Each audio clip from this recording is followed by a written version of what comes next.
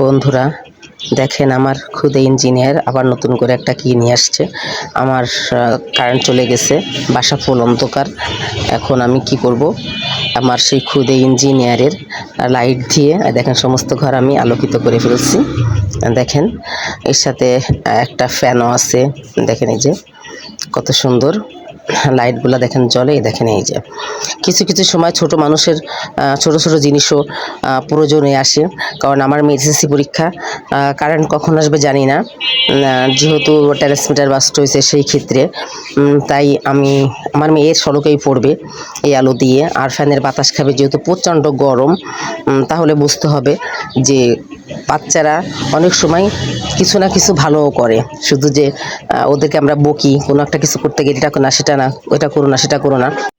দেখেন, রান্নাঘরও আমাকে একটা লাইটের ব্যবস্থা করে দিয়েছে। আপনাকে ভালো লাগলে লাইক করবেন, সাবস্ক্রাইব করবেন, প্লিজ প্লিজ প্লিজ।